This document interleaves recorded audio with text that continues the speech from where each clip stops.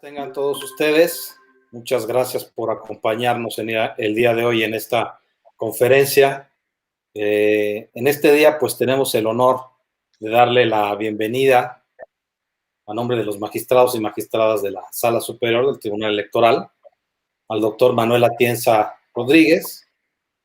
Tendremos con él una conferencia titulada Justicia Genética sobre un caso difícil que ahora nos lo contará él. Me va a permitir brevemente, pues ya sé que él es conocido prácticamente por todos nosotros. No obstante, brevemente, pues daré una introducción pues acerca de quién es él, ¿no? Él es un jurista y filósofo del derecho español, catedrático de la Universidad de Alicante, España, director de la revista Doxa, Cuadernos de Filosofía del Derecho.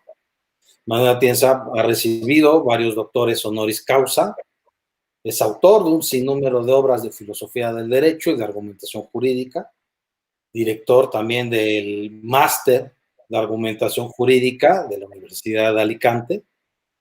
Y no me equivoco en decirlo, pues Manuel Atienza es uno de los juristas más importantes de las últimas décadas y pues además de ello es mi profesor y pues estoy muy honrado de presentarlo el día de hoy.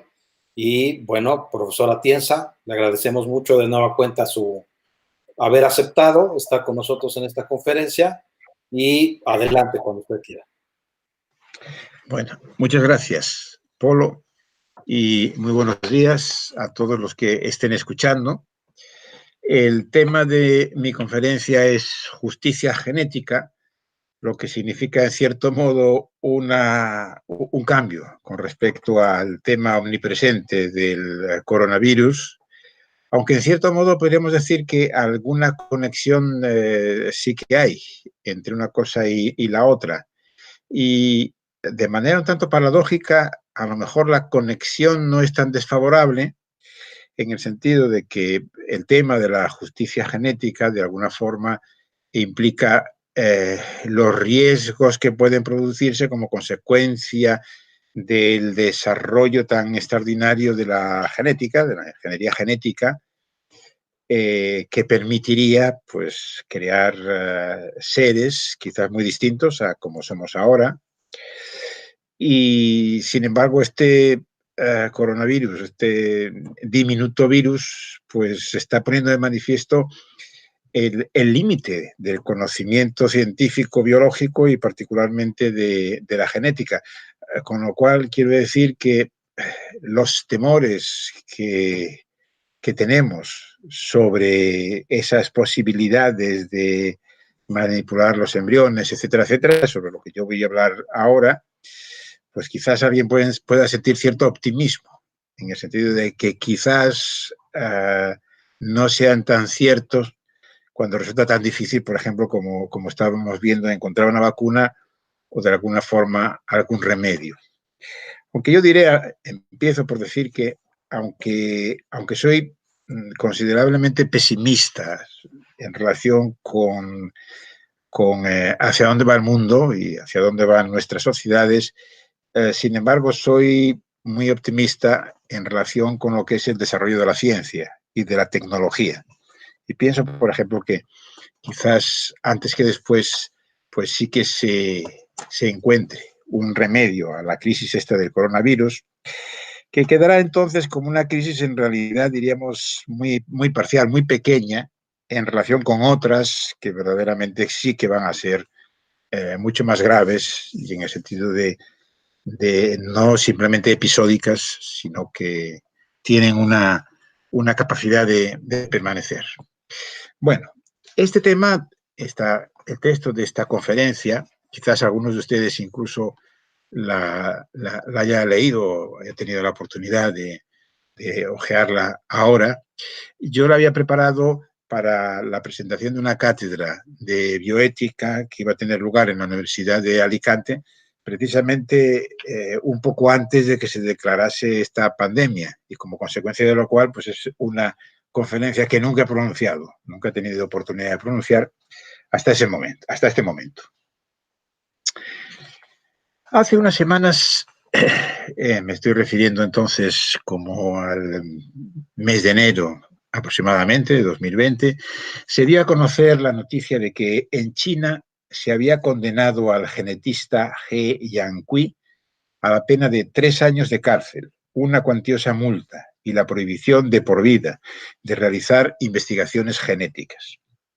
El acto ilícito que había cometido y antecedente de esa severa sanción había consistido fundamentalmente en alterar el ADN de los embriones de 2 niñas gemelas para hacerlas inmunes al SIDA, que al parecer tenía uno de sus padres.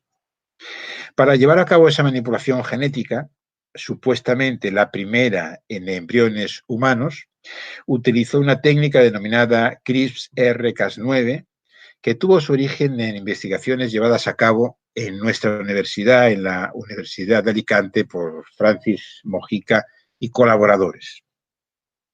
Aunque sorprendentemente los periodistas españoles, pero no solo los periodistas, que cada vez con más frecuencia publican noticias o comentarios que tienen que ver con esa revolucionaria tecnología genética, esto del CRISPR, que básicamente es una técnica del corte y pega del ADN, con lo cual tiene unas capacidades verdaderamente extraordinarias y desde luego serían merecedoras de que tuviese el premio Nobel, nuestro colega de la Universidad de Alicante, pero probablemente no sea tan seguro que así ocurra, porque quienes han desarrollado la tecnología pues son unas investigadoras estadounidenses y francesas.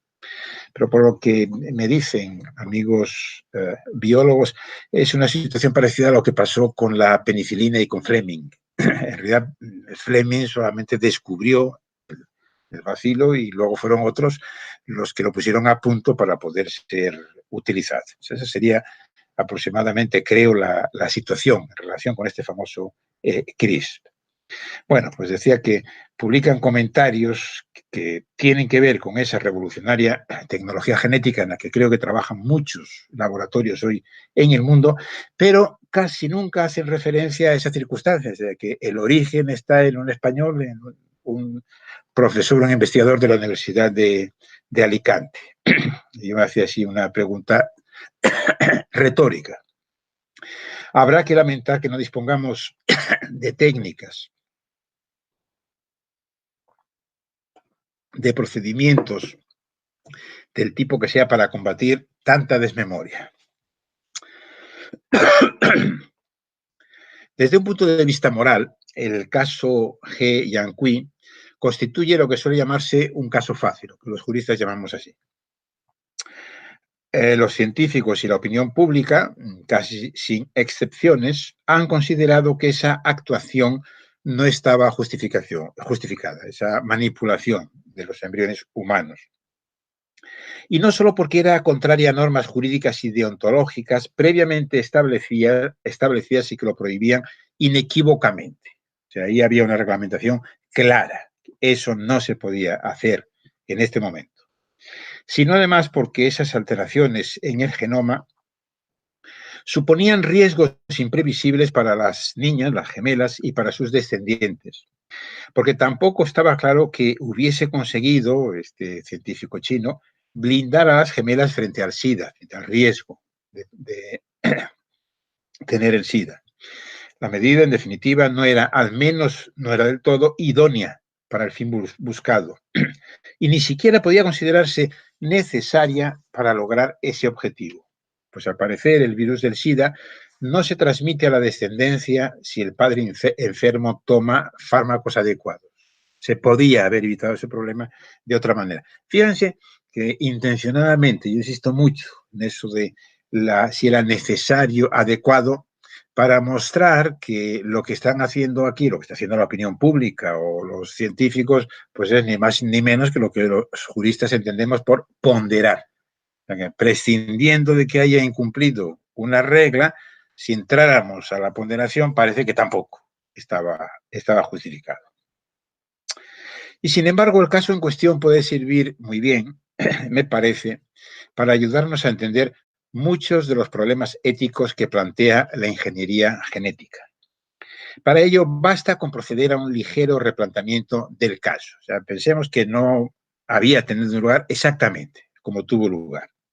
Supongamos que la técnica se ha desarrollado ya de tal manera que es posible un uso seguro de la misma, lo que sin duda ocurrirá antes o después, y probablemente más bien antes que después.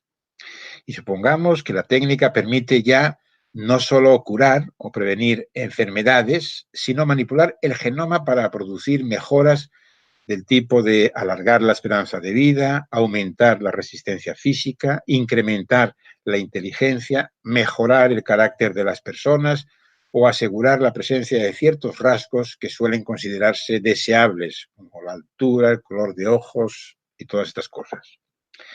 Sobre esto nadie parece tener tampoco muchas dudas. Cualquier técnica, en principio, puede usarse con distintos fines, pero además, en este caso, no parece que sea posible ni siquiera trazar una nítida distinción entre curar una enfermedad y producir una mejora genética. O sea que la técnica, diríamos, puede usarse bien o puede usarse mal, pero aquí además está el problema de que no es tan fácil saber cuándo estamos simplemente curando una enfermedad o bien produciendo una mejora genética. ¿Qué deberíamos hacer entonces? O sea, ¿cómo deberíamos regular el uso de esa técnica? ¿Deberíamos seguir prohibiéndola de manera tajante para ese fin, para manipular embriones humanos, como ocurre ahora? Quizás deberíamos permitir su utilización, pero únicamente en relación con enfermedades, no cuando se trata de simples mejoras. Pero ¿puede hacerse esto último trazando límites que no resulten arbitrarios o peligrosos, como muchos piensan? Deberíamos permitir en relación con células somáticas, pero no cuando se trata de células germinales, o sea, que se transmiten a la descendencia. Estaría justificado, una vez que se haya producido el perfeccionamiento técnico al que antes me refería, sancionar jurídicamente o criticar moralmente a quien actuara como el científico He Jiankui lo ha hecho, o sea, no en la situación exacta en la que ocurrió este caso, sino, diríamos, en esta, que es una ficción, pero que en realidad es bastante plausible que pueda darse dentro de muy poco.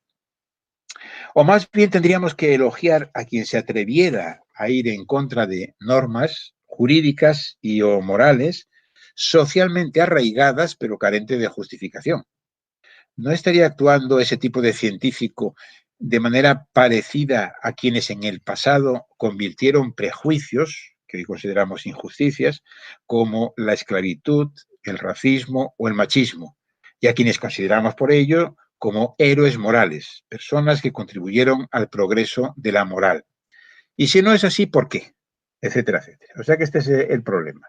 Dándole este pequeño giro a la situación, no tendríamos quizás que considerar a alguien que va en contra de las normas establecidas, pero que aparentemente estaría mejorando algunos aspectos que no está muy claro que fuesen realmente criticables. Sobre la intervención genética y los problemas de justicia, entiendo aquí por justicia la moral en relación con las cuestiones reguladas por los otros, por el derecho, perdón. Grosso modo, las cuestiones que afectan con cierta intensidad a los otros, las que trascienden el plano de la mera subjetividad. Por eso la diferencia, o una de las diferencias que a veces se hacen entre el derecho y la moral. No me refiero aquí a la moral puramente íntima, sino que tiene repercusión en los otros. Sobre esto se ha escrito ya bastante en los últimos tiempos. A mí me interesa aquí subrayar dos tipos de aproximaciones que pueden encontrarse, a veces incluso en un mismo trabajo, entre quienes analizan esa problemática desde la teoría ética. Si se suma la primera de ellas, la primera posibilidad, primera aproximación, la pregunta a la que se trataría de contestar es esta. ¿Qué solución pueden tener los anteriores problemas y otros por el estilo de acuerdo con las teorías éticas de las que disponemos o de acuerdo con la teoría ética que considere preferible el investigador, el estudioso que trata de encontrar esas respuestas? Esa es la primera aproximación. Mientras que la segunda aproximación, que es más radical y de alguna forma es previa a la anterior, aunque yo la voy a tratar después, llevaría a plantearse una cuestión diferente, que sería esta.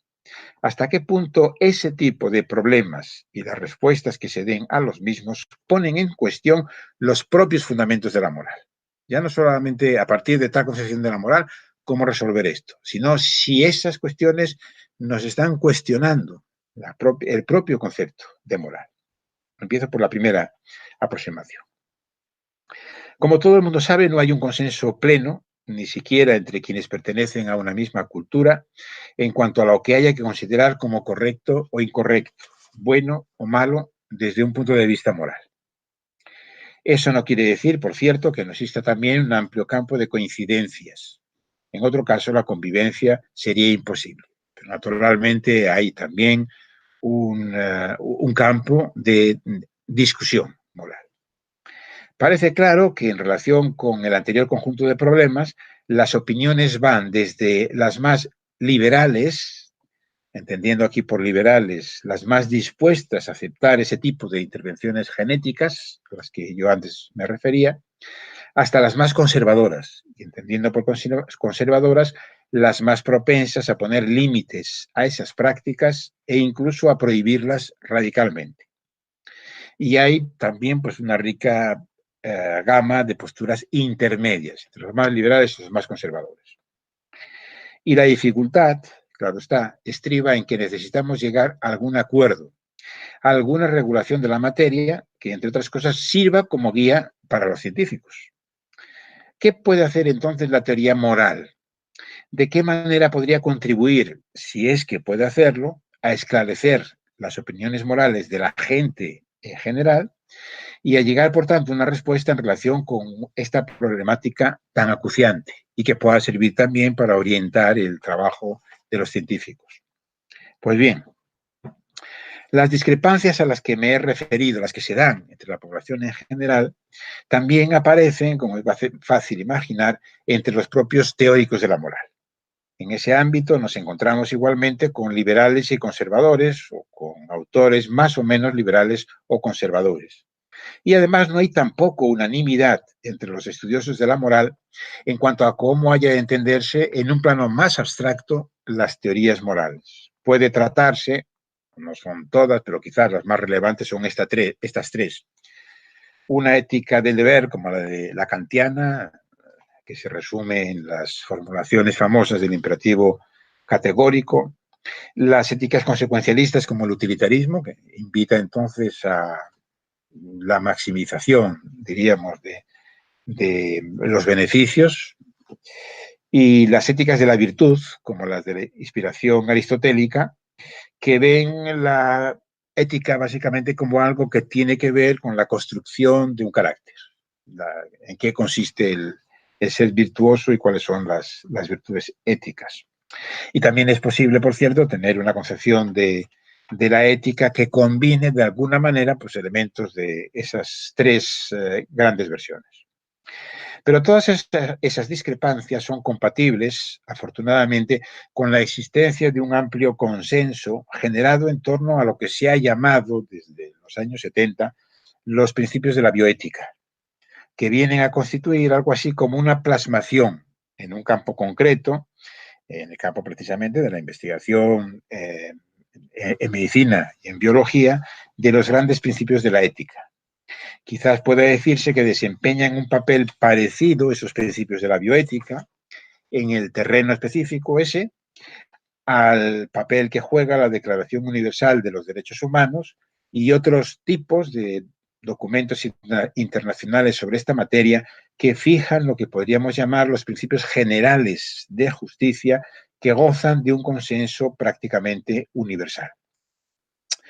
Ahora bien, a diferencia del derecho internacional de los derechos humanos, que incluye no solo principios, sino también muchas reglas específicas, en el campo de la bioética, y por razón sobre todo de los cambios incesantes que se producen en la investigación biológica y médica, lo que tenemos es sobre todo principios, más bien que reglas específicas, tenemos principios, que por sí mismos, como resulta obvio, no son suficientes para resolver los casos que entrañan alguna dificultad, los casos difíciles, si bien constituyen un buen punto de partida para ello. Y de hecho, Hace unos años hay una Declaración Universal sobre Bioética y Derechos Humanos de la UNESCO, que si se quiere, pues también forma parte de todo el conjunto de documentos sobre derechos humanos. La situación, podríamos decir, es esta. Esos principios parecen compatibles con cualquier concepción de la ética, las tres a las que yo me he referido.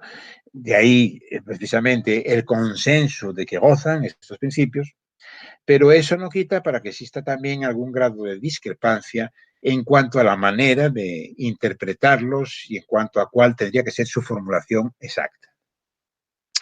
Tal y como yo los entiendo, se han presentado, digamos, diversas versiones de estos principios. Tal y como yo los entiendo, se trataría de 4 principios fundamentales, cada uno de los cuales viene a ofrecer una respuesta a una de las grandes preguntas de la bioética. Así, a la cuestión de quién debe decidir en ciertas situaciones de conflicto, o sea que mi idea es tratar de presentar lo que normalmente se llama los principios de la bioética como respuestas a 4 tipos de preguntas muy características que se plantean en este campo.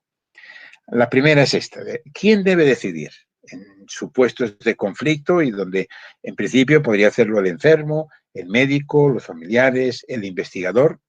Y la contestación a esa pregunta es el principio de autonomía. Yo creo que se podría formular así. Cada individuo tiene derecho a decidir sobre aquello que afecte a su vida, a su salud y a su bienestar. Primer principio. Segundo principio es la respuesta a la pregunta de qué daño y qué beneficio se puede o se debe causar a una persona. Y la respuesta sería el principio de dignidad. Los bioéticos a veces hablan de principio de daño, yo prefiero llamarlo así. Principio de dignidad, que se formularía de la siguiente manera. Ningún ser humano puede ser tratado como un simple medio. Es para aprovechar, diríamos, la famosa formulación kantiana. Ningún ser humano puede ser tratado como un simple medio. Tercer lugar, la tercera pregunta. ¿Cómo debe tratarse a un individuo en relación con los demás? Y a esto responde el principio de universalidad o de igualdad. Los bioéticos hablan muchas veces de principios de justicia. A mí no me parece muy adecuada la expresión. Me parece que es mejor, principio de universalidad o de igualdad, que se formula así. Quienes están en las mismas condiciones deben ser tratados de manera igual. Y finalmente, el último tipo de pregunta, ¿qué se debe decir y a quién? ¿Y en qué circunstancias? Y a eso responde el principio de información. Todos los individuos tienen derecho a saber lo que afecte a su vida, a su salud o a su bienestar. A veces se incluye en el primer principio, el principio de autonomía, pero a mí me parece que tienen tanta importancia estas cuestiones que merece la pena, diríamos, establecer ese cuarto principio de información. Con esto, como decía, podrían solucionarse los casos fáciles, que son seguramente la mayoría de los que constituyen las prácticas de los que se presentan en la práctica de un médico o de un investigador, como pasa en relación con los jueces en el derecho. La mayor parte de los casos que hay que resolver son casos fáciles, pero no los casos difíciles, que son aquellos que surgen cuando se produce un cúmulo de circunstancias que parecen desafiar los anteriores principios. Cuando aparecen esas circunstancias más o menos excepcionales, ellas no podrían llevarnos a tener que derogar esos principios, autonomía, dignidad, etcétera, pues entonces habría que decir que los principios valen realmente de muy poco. Pero sí quizás a matizarlos con los otros 4 principios. O sea, hacer una especie de juego ponderativo. A estos últimos principios podríamos calificarlos de secundarios. O sea, que los casos difíciles nos obligan a incorporar, además de esos 4 principios primarios, otros 4 secundarios, que no significa la negación de los otros, sino yo diría la matización de los otros. Porque derivan precisamente de los primarios y porque para poder aplicarse hay que probar que se dan una serie de circunstancias que ahora paso a enumerar. Si estas no se dieran, entonces el caso habría que resolverlo aplicando principio de autonomía, de dignidad, etc. O sea que concedo una prioridad a los que por eso llamo los principios primarios, que se aplicarán siempre, a no ser que se den una serie de circunstancias que haga que esté justificado modularlos y que entonces entre en juego esos principios secundarios. Esos nuevos, entonces, 4 principios secundarios son estos. Principio de paternalismo, que se formularía así, y que es, si se quiere, una excepción a la autonomía. ¿Es lícito tomar una decisión que afecta a la vida, a la salud o al bienestar de otro? Sí. O sea que no se le permite que sea el afectado el que decida, sino que es otro el que decide por él, si se dan estas circunstancias, que este último, el afectado, está en una situación de incompetencia básica, por ejemplo, en un coma irreversible. B, se puede presumir racionalmente que consentiría, el afectado consentiría, si cesara la situación de incompetencia, si estuviese en condiciones de poder él decidir. En segundo lugar, el principio de utilitarismo restringido, que diría, es lícito emprender una acción que no supone un beneficio para otra persona, incluso que le supone un daño. Por otro lado, es que no se puede dañar a otro. Pero hay casos en que estaría justificado. ¿Cuándo?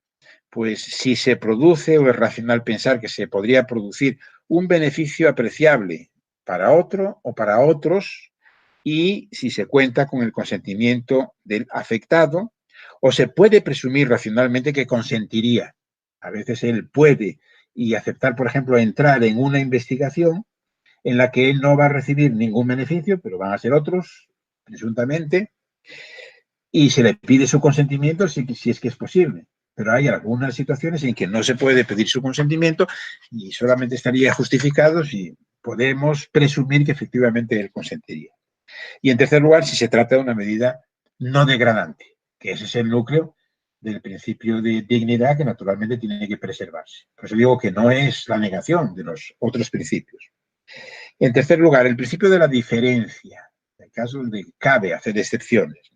Es lícito tratar a una persona de manera distinta que a otra si la diferencia de trato se basa en una circunstancia que sea universalizable, no, por ejemplo, la riqueza, pero podría ser, por ejemplo, la edad. Eso es lo que hace que se prefiera a los más jóvenes a los más ancianos a la hora, por ejemplo, de un trasplante de órganos, cuando no hay para todos. Si produce un beneficio apreciable en otra u otras personas y se puede presumir racionalmente que el perjudicado consentiría si pudiera decidir en circunstancias de imparcialidad. O sea que en realidad no es, como digo, la negación de los otros principios, sino que es la matización de esos principios primarios. Y en cuarto lugar, el principio de secreto. Es lícito ocultar a una persona informaciones, no decir la verdad, mentir, que afectan a su vida, a su salud y a su bienestar, si se respeta su personalidad, si hay razones para pensar que no desearía saberlo, que lo único que se le va a producir es un daño, o con ello se hace posible una investigación a la que ha prestado su consentimiento. Los casos estos de los experimentos doble ciego, que no hay que saber, diríamos, quién es el que está tomando el principio activo, quién el placebo, porque si no, no podría hacerse la investigación. Bueno, todos estos principios no son todavía suficientes para solucionar los problemas de la bioética, en particular los problemas más difíciles, pero proporcionan una base útil. A partir de ellos tendríamos que configurar reglas, esto es, pautas específicas que pudieran derivarse coherentemente de esos principios y que nos permitieran encontrar una solución para los problemas objeto de controversia. ¿Cuáles serían entonces esas soluciones en relación con las cuestiones de intervención genética, digamos, de ingeniería genética, que como veíamos cabía plantear a partir del caso G? Pues bien, yo creo que la aplicación de esos principios, ponderando todo esto, nos llevaría a sostener una posición más bien liberal, diría más bien muy liberal, aunque con algunos límites. Así, habría que justificar una manipulación genética que con garantías evite una enfermedad, sobre todo si es una enfermedad de cierta gravedad, e incluso si eso supone actuar sobre células germinales. También habría que admitir, seguramente, mejoras genéticas que eviten que un individuo se sitúe, en cuanto a su inteligencia, condiciones emocionales, aspecto físico, por debajo de un cierto umbral de normalidad. al igual que las que contribuyan en general a proveer a los individuos de lo que suele entenderse por bienes primarios, que son condición para el desarrollo de cualquier plan de vida. No se podría intervenir genéticamente para predeterminar, aunque se condicione, la forma de ser o de vivir de un individuo. Por ejemplo, para hacer de él un atleta, por empeño, diríamos, de los padres, eso no cabría, o un pianista, o un matemático, o una persona sumisa. Los padres no gozan, no pueden gozar de una libertad irrestricta en relación a qué tipos de rasgos deberían evitarse o fomentarse en sus hijos.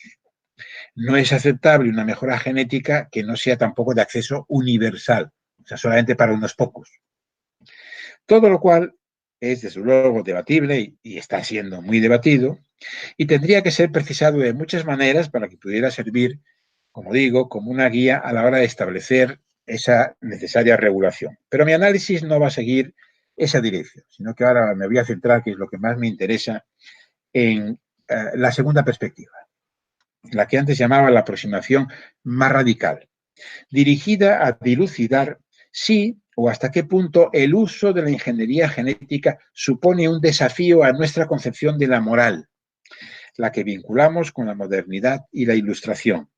Esta es, por ejemplo, la perspectiva que ha adoptado Habermas en varios trabajos de hace prácticamente 2 décadas. Sobre todo hay uno del año 2001 que tuvo mucha repercusión, que Habermas se manifestó ahí muy opuesto a toda esta, el uso de todas estas técnicas genéticas.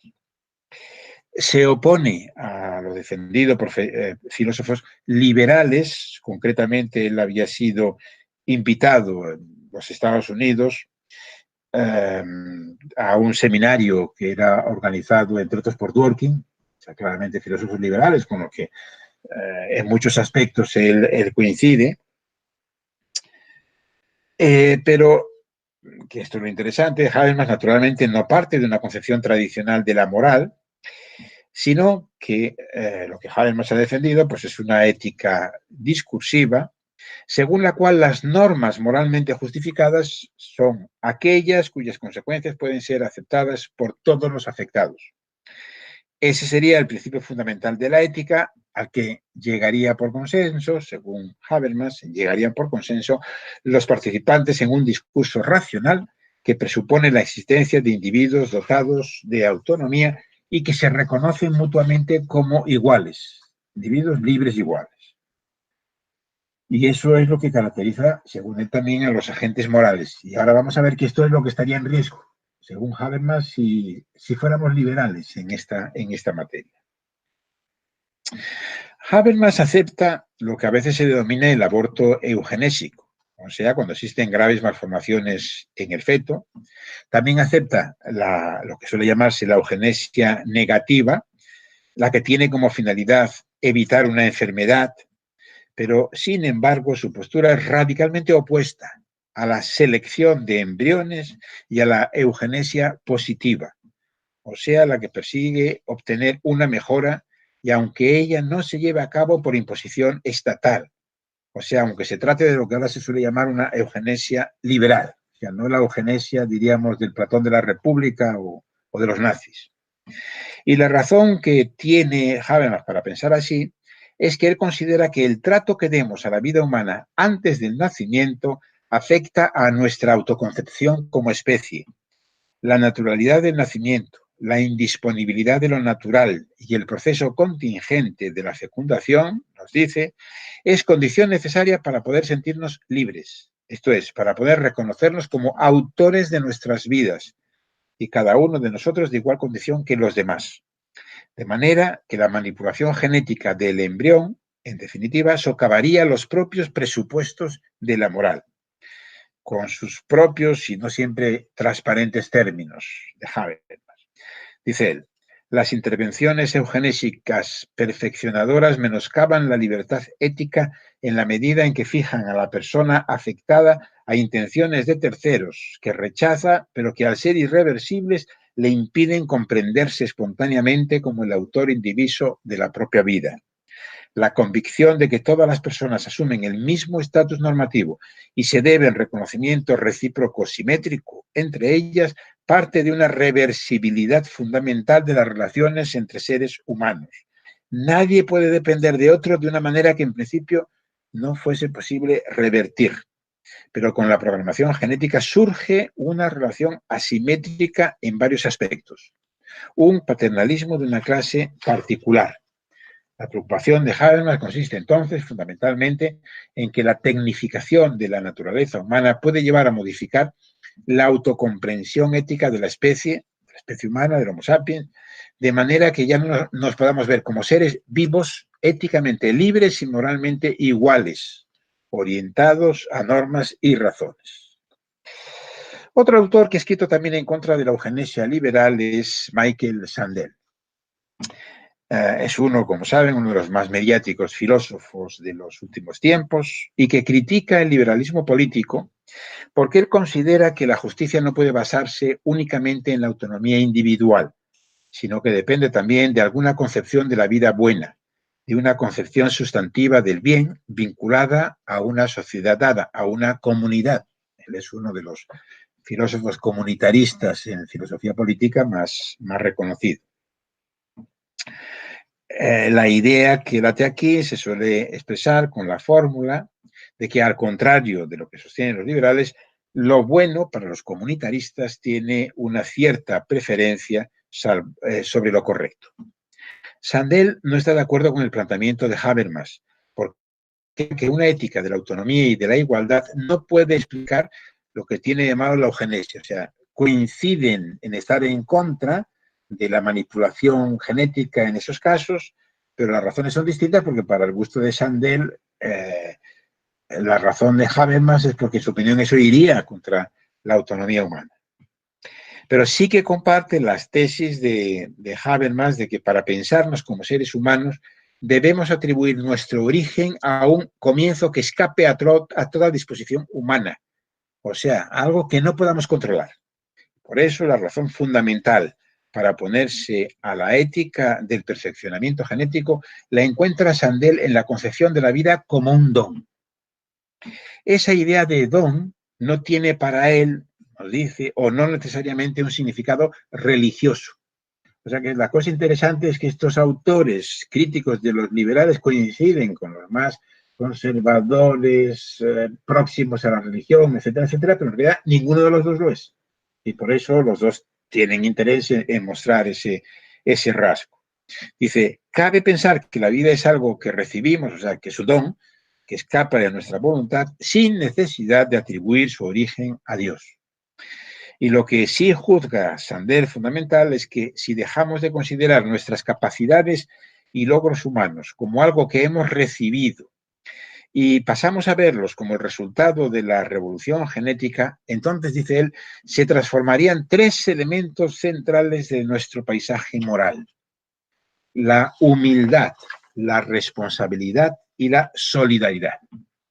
La humildad, dice, estaría en riesgo porque la creencia en que nuestros talentos y habilidades no son enteramente obra nuestra es lo que contiene nuestra tendencia a la hibris, nuestra ansia de control. Pero si resulta que también esto podemos controlarlo, ahí ve ese riesgo. La carga de responsabilidad, dice, la alcanzaría proporciones intimidantes, en la medida en que cada vez habría menos que atribuir al azar y más a la elección. Y finalmente, ese aumento de la responsabilidad por nuestro destino y el de nuestros hijos podría reducir el sentimiento de solidaridad hacia los más desafortunados y nuestra capacidad para reconocer que compartimos un destino común. La meritocracia, escribe Sandel, menos contenida por el azar, se volvería más exigente, menos compasiva. Uno de los aspectos interesantes de la teoría moral de Sandel es que él pone muy en duda, critica la idea de la meritocracia. Claro, ¿qué mérito tiene uno por haber nacido, por ejemplo, en mejores condiciones que otro? Genéticas, digamos, o luego educacionales, ¿no? Es interesante señalar también que, de manera parecida a lo que ocurría con Habermas, Sandel no está en contra de la investigación con células madre embrionarias, aunque sí hay a favor de la prohibición de la clonación para fines reproductivos.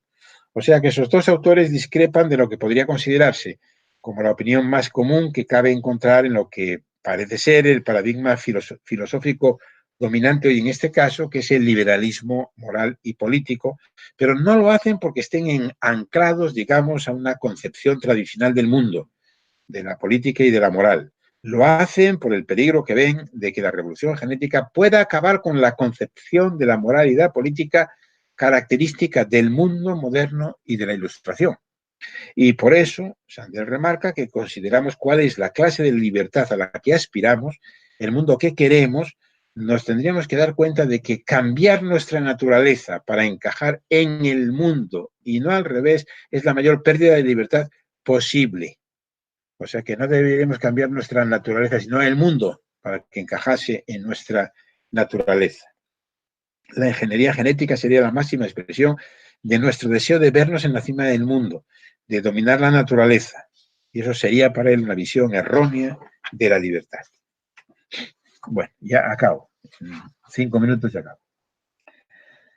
Yo no creo que ni a Habermas ni a Sandel se les pueda dar de toda la razón en lo que dice. Como algunos de los críticos de Habermas han sostenido, uno de ellos fue Dworkin, el que nuestras disposiciones genéticas no tengan un origen natural no tiene por qué suponer un menoscabo en el estatus moral de las personas, siempre y cuando se respeten ciertas condiciones, los límites a los que yo antes me refería. O sea, no parece que haya razón para que alguien deje de sentirse como un ser autónomo e igual en principio a los demás si las mejoras genéticas introducidas no suponen que esté condenado a ser el tipo de persona que otro haya decidido que fuera. O sea que este es el riesgo que ve Habermas, que diría, naturalmente tiene razón, cada uno no puede venir al mundo predeterminado con cómo sus papás querrían que fuese, pero si esas mejoras además te permiten construir tu vida, si están abiertas a todos, o sea que no generan tampoco desigualdades entre los individuos, no generan clases distintas, digamos, de seres humanos. Y creo que algo parecido cabe decir también en relación con las tesis de Sandel. El que la vida deja de ser un don y pase a considerarse más bien como el resultado de procesos ampliamente determinados por la voluntad humana, podría efectivamente contribuir a elevar, por así decirlo, la ibris, la confianza de la humanidad en sí misma, pero ello no tiene por qué acabar con las virtudes de humildad, responsabilidad, solidaridad a la que él se refería y que efectivamente fomentan la moralidad siempre y cuando se respeten las condiciones, los límites que yo antes ya he mencionado.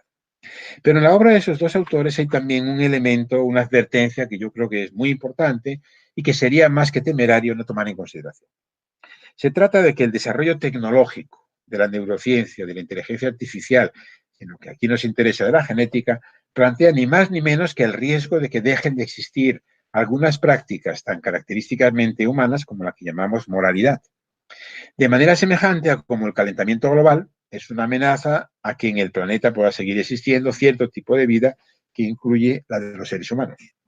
Esto no parece ser un problema para quienes defienden el llamado poshumanismo o transhumanismo, que o bien celebran la desaparición del Homo sapiens y su sustitución por una especie superior, o bien dan por inevitable que ese proceso ocurra.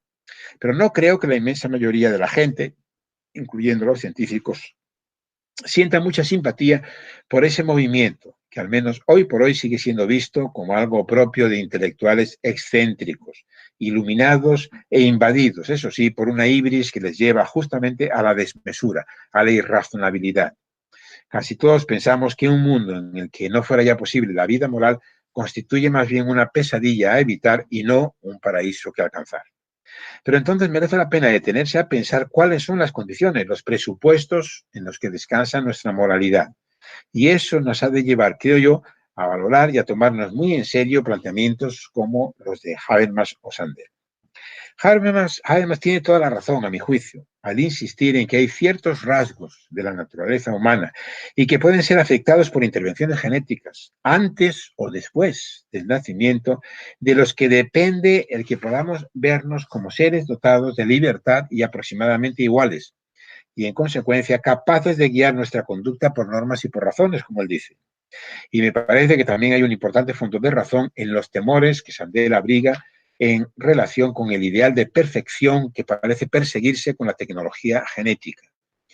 Y desde luego yo creo que acierta completamente al subrayar que la moral no es únicamente una cuestión de autonomía, al menos en autonomía se entiende de la manera como suelen entenderla los liberales en términos de satisfacción de los deseos de los individuos.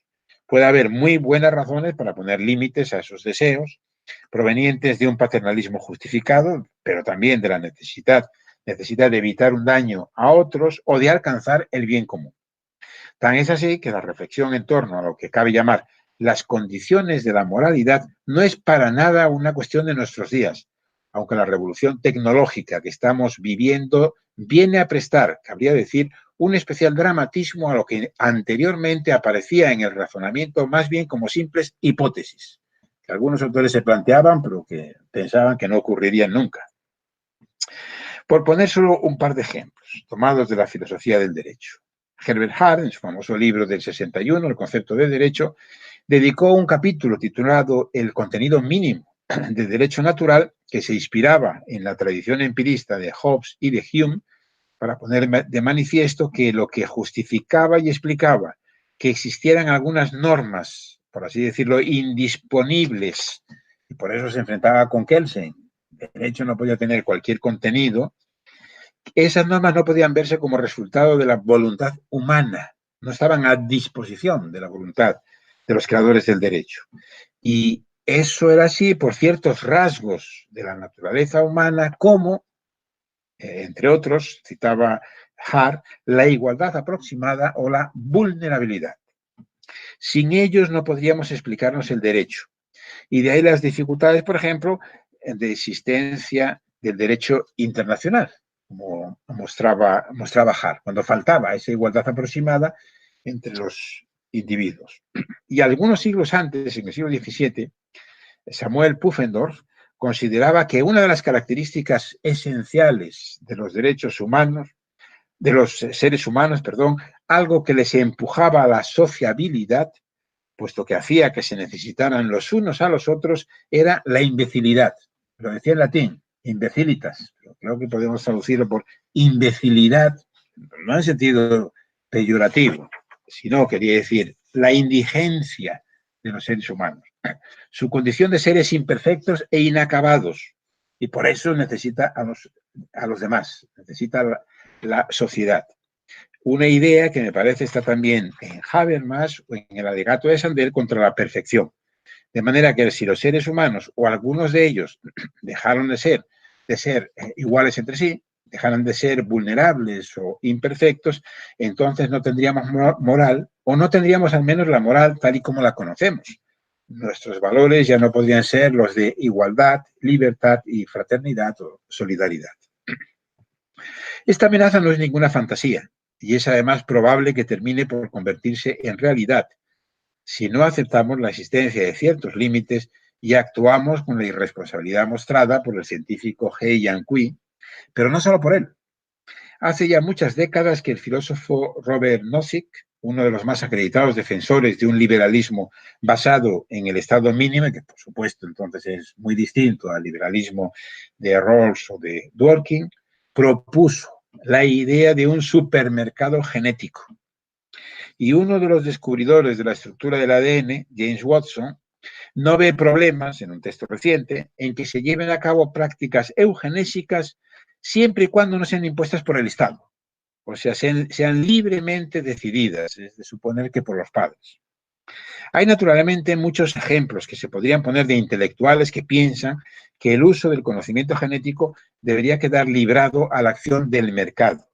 Y sin embargo, si dejáramos que la ingeniería genética quedase regulada por la ley del mercado, por la lógica del capitalismo, es prácticamente seguro que la moralidad dejaría de existir.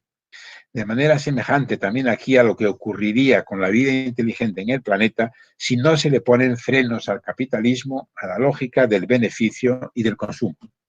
Como varias veces he dicho, el otro tipo de liberalismo, al que a veces se denomina liberalismo igualitario, representado por autores como Rawls, Dworkin, Nagel o Buchanan, no es el Buchanan más conocido, es otro dedicado a cuestiones de bioética, establece ciertos límites, que ahora podemos decir, son también los límites que hacen posible la moralidad. Y sin embargo, también aquí, a propósito de las discusiones muy vivas que están teniendo lugar dentro de este último paradigma liberal, no deja, liberal igualitario, digamos, no deja de haber motivo para la alarma. Se trata de que sin un sistema público de salud, que podría quizás admitir los seguros privados, pero de manera muy, muy marginal, no parece que pueda garantizarse un acceso igual de la población a las mejoras genéticas, lo que llevaría a que efectivamente al cabo de algunas generaciones dejara de haber humanidad, o al menos la humanidad tal y como la conocemos. Es verdaderamente impactante a este respecto comprobar hasta qué punto las discusiones sobre justicia genética en el mundo anglosajón están en muy buena medida dedicadas al o conectadas con el tema de los seguros médicos. O sea, eso es lo que están discutiendo sobre todo, diríamos, los gringos. La conclusión de todo ello, en mi opinión, no es muy alentadora, pero sí clara. Un componente esencial de la racionalidad, al menos de la racionalidad práctica, es la noción de límite. Y no hay ningún motivo para pensar que ese límite vaya a respetarse de manera espontánea, sin necesidad de normas que, sin embargo, son difíciles de establecer y de hacer cumplir. Yo creo que esas normas, que entre otras cosas deberían regular la actividad de los investigadores, tendrían que ser las que antes sugería, o sea, normas considerablemente liberales. Pero su aplicación tendría que hacerse depender de la satisfacción de algo así como un principio de precaución, que podría formularse así. No hagas nada que pueda considerarse razonablemente como una contribución a eliminar o a erosionar gravemente los presupuestos de la moralidad. Pues muchas gracias.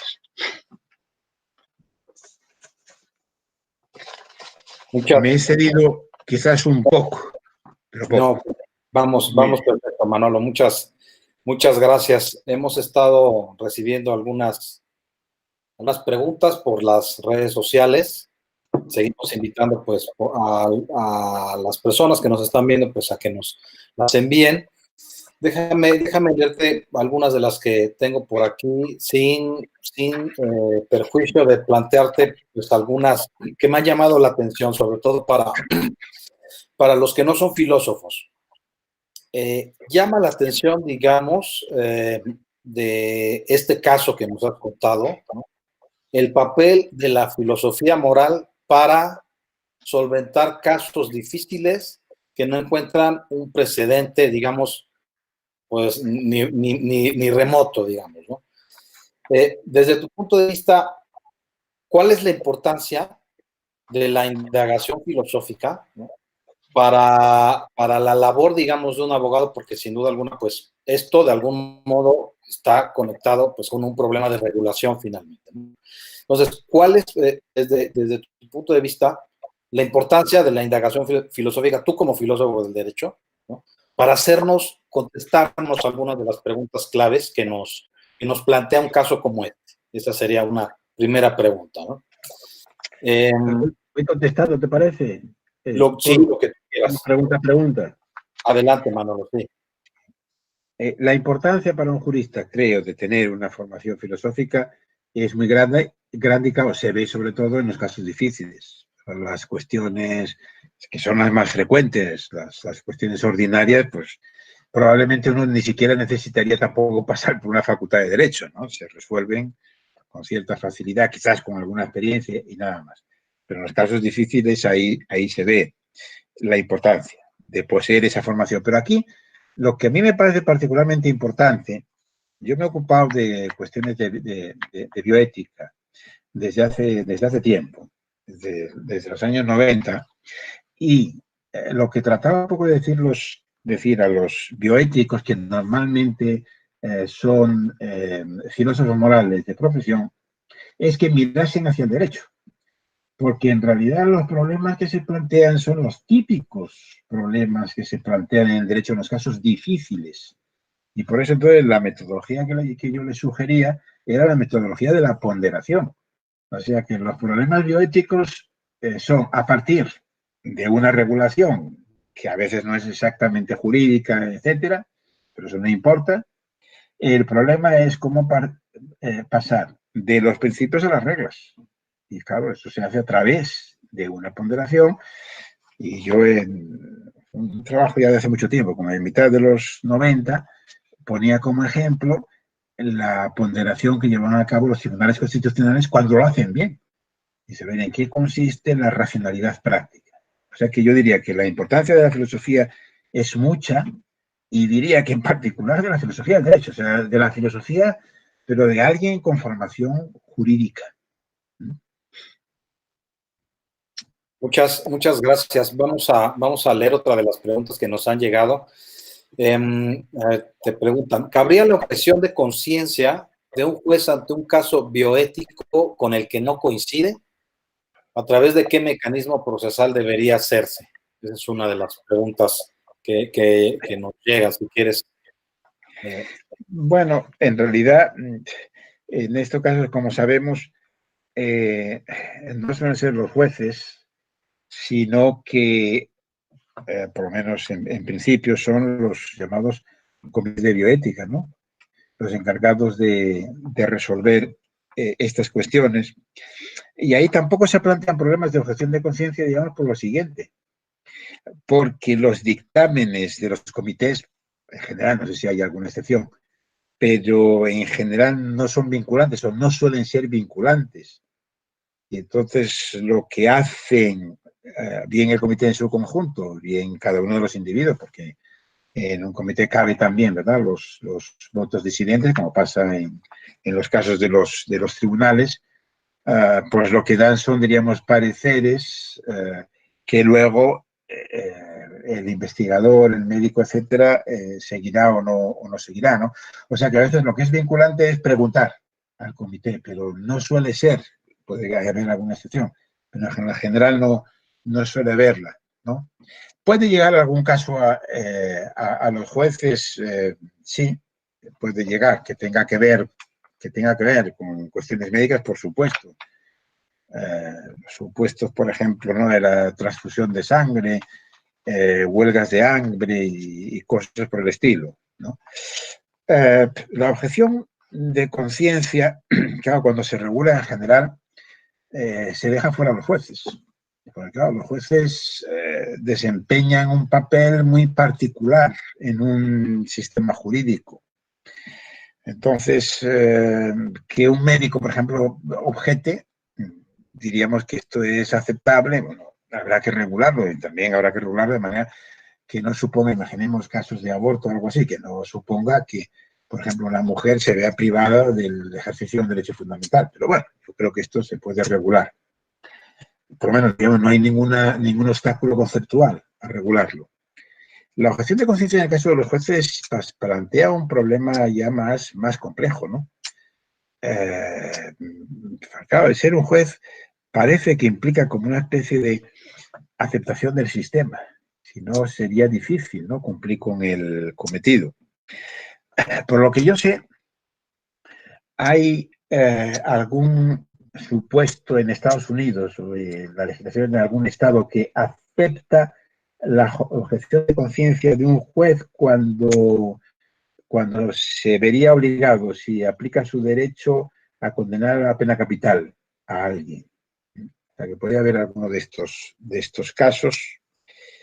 En el famoso caso de los exploradores de cavernas, aquello que contaba Fuller, bueno, era una ficción, pero él contaba también, ¿no?, con la posibilidad, efectivamente, que un juez pudiese retirarse. Pues claro, objetar por parte de un juez quiere decir esto, ¿no?, retirarse de la deliberación. Bueno, curiosamente, no en el caso de los jueces, que yo sepa, en España no existe esa posibilidad, ¿no? Podría dimitir, pero es decir, no retirarse. Tiene la obligación de fallar. Es un precepto que nos viene, como sabemos, ¿verdad?, del Código de Napoleón.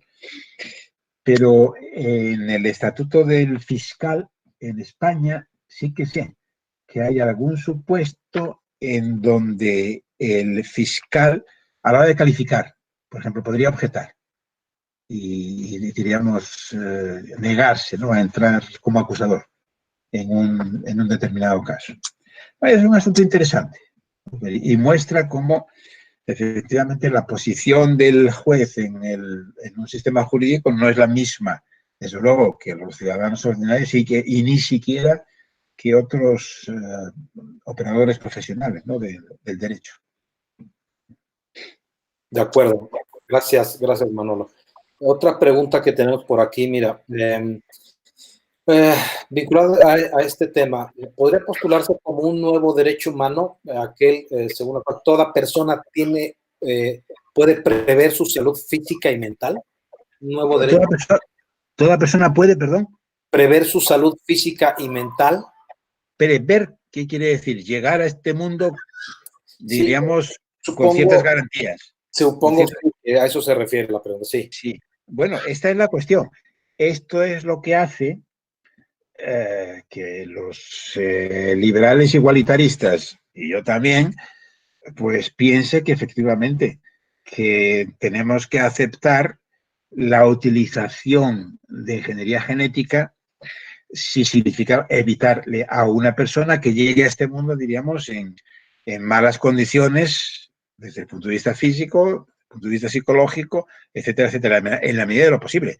O sea que si mediante la actuación en el embrión, o incluso a lo mejor después del nacimiento, se puede evitar, hay conocimiento suficiente para evitar que uno desarrolle alguna grave enfermedad física o mental, pues a mí no me cabe ninguna duda de que eso debe ser así, ¿no?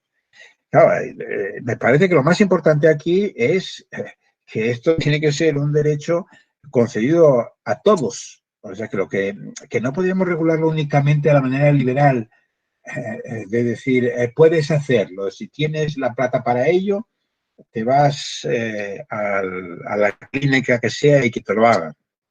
Sino que tiene que ser un derecho para todos. Y claro, aquí entonces está la cuestión, es que en un sistema tipo seguro privado como el que funciona en los Estados Unidos, pues es imposible asegurarlo.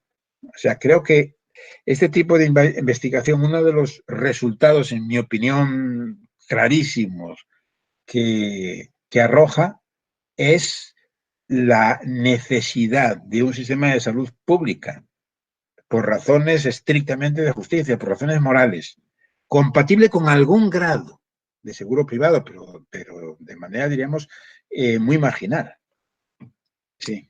Claro. Tenemos otra pregunta, mira, te la voy a leer así como viene. En caso de ponderación, ¿cómo decidir qué principio subsiste? ¿No? Preguntándose en el caso de es una pregunta en seguimiento a la objeción de conciencia. Dice así, en caso de ponderación, ¿cómo decidir o cómo decidiría el juez qué principio subsiste en una disputa entre un derecho individual y un derecho colectivo, como el derecho a la salud? Bueno, a ver, el derecho a la salud es colectivo e individual, depende de cómo lo veamos.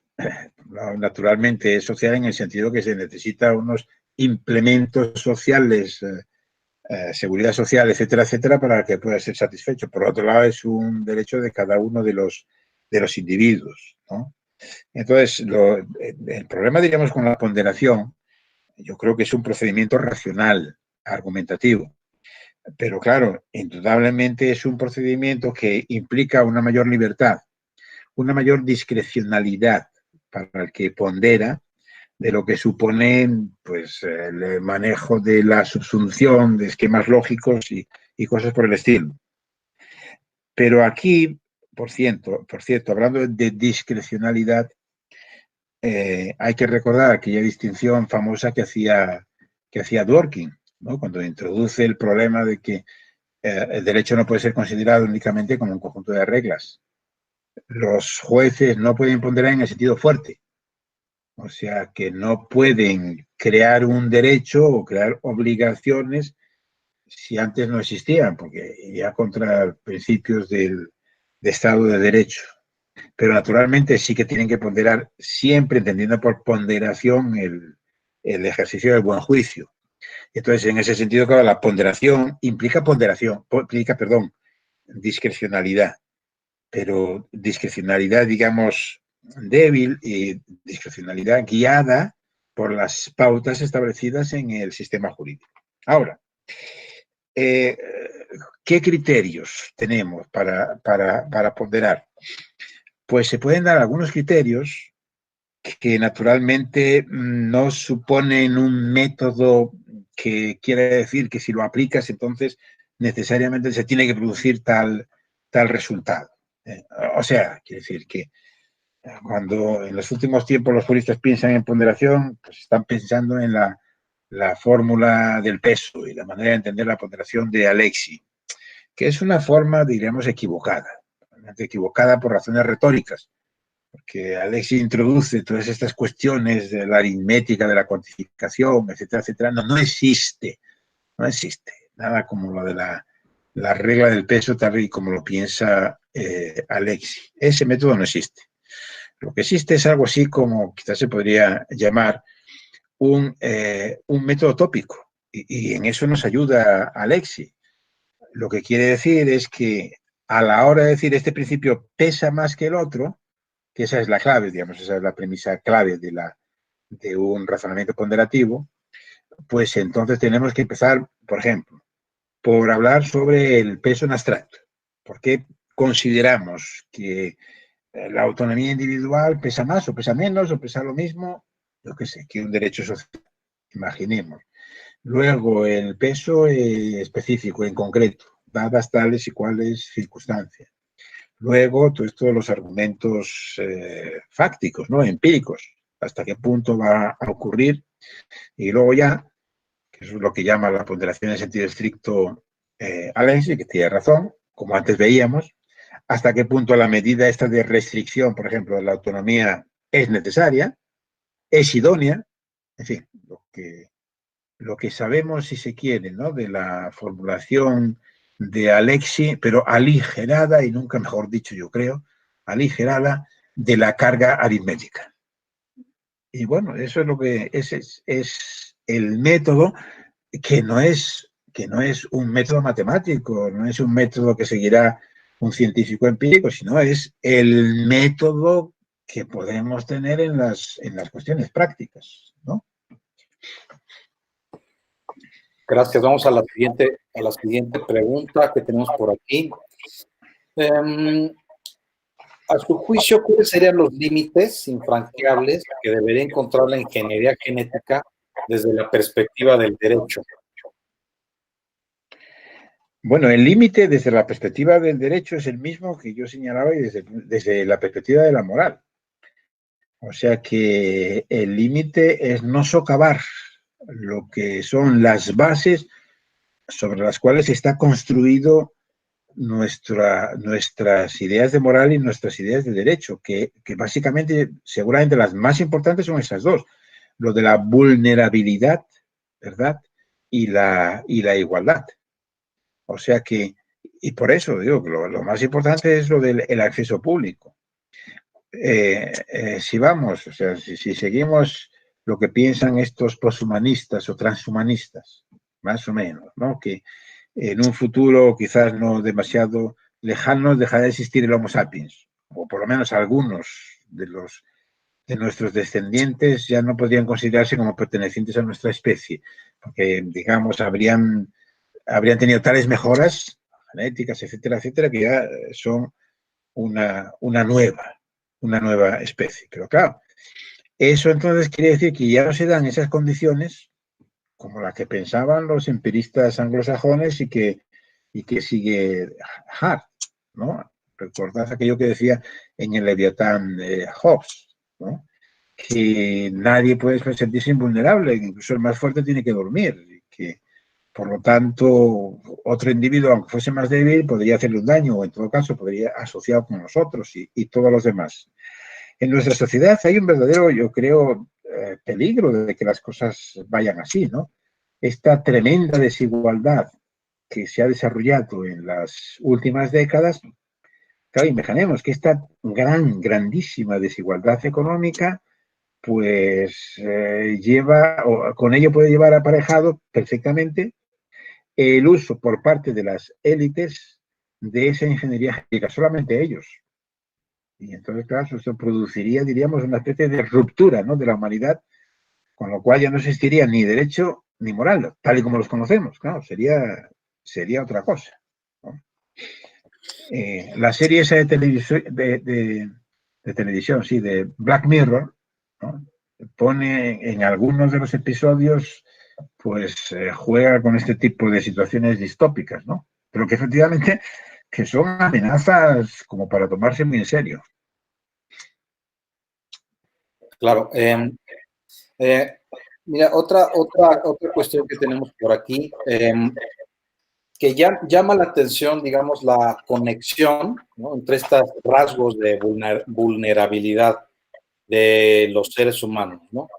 Y los valores, digamos, morales asociados a esa vulnerabilidad y su relación con el derecho, parece que tiene un fuerte raigambre liberal, ¿no? O sea, tiene una impronta liberal muy característica, muy importante. ¿Cabría otras formas de ver estos principios que no fuesen al modo del liberalismo? No, yo no creo que sea solamente liberal. Y precisamente ahora, la situación de pandemia en la que vivimos, fíjate que si en muchos ha surgido una especie de gran optimismo de la solidaridad, de los comportamientos, de que todos, cada uno se preocupa de los demás, etcétera, etcétera. Pero si uno se pone a indagar, ¿de dónde viene esto? Pues viene de que de repente todos nos sentimos vulnerables. Claro, que decir, esa situación de que a algunos, los ricos, diríamos, ellos se veían muy distintos de los demás. A ellos no les alcanzaba. Pero claro, ahora resulta que esta es una enfermedad que también afecta a los blanquitos, ¿verdad? Incluso está afectándoles más. Y, por ejemplo, en España, pues mucha gente, diríamos, poderosa, rica, etcétera, ha sido víctima del coronavirus. Y claro, entonces esto de que todos nos sintamos vulnerables hace que de repente los sentimientos morales de la gente se hayan hinchado. Porque dice, estamos en el mismo barco, tenemos que remar en el mismo sentido, tenemos intereses comunes, etcétera, etcétera. Sí, claro que es así. El problema es que cuando se termine esa situación de pandemia, pues yo me temo que también estos sentimientos, diríamos, benevolentes también se terminen, ¿no? Pero muestra que la vulnerabilidad entonces no está vinculada únicamente con el liberalismo, ¿no? Es un rasgo muy, muy general, muy universal, ¿no? Bueno, te agradecemos muchísimo, Manuel Atienza, por haber aceptado estar en esta conferencia. Ha sido muy interesante lo que nos has aportado. Hemos ya compartido la liga a tu texto, la hemos puesto a disposición de las personas que nos escuchan. De nueva cuenta, a nombre de los magistrados y magistradas de la Sala Superior del Tribunal Electoral, le agradecemos muchísimo al profesor Manuel Atienza Rodríguez por haber aceptado estar en esta serie de conferencias. Con esto despedimos la transmisión. Muchísimas gracias a todos los que nos siguen. Hasta mañana. Bueno, a ustedes y buenos días. Buenos días, Manolo. Gracias. Adiós.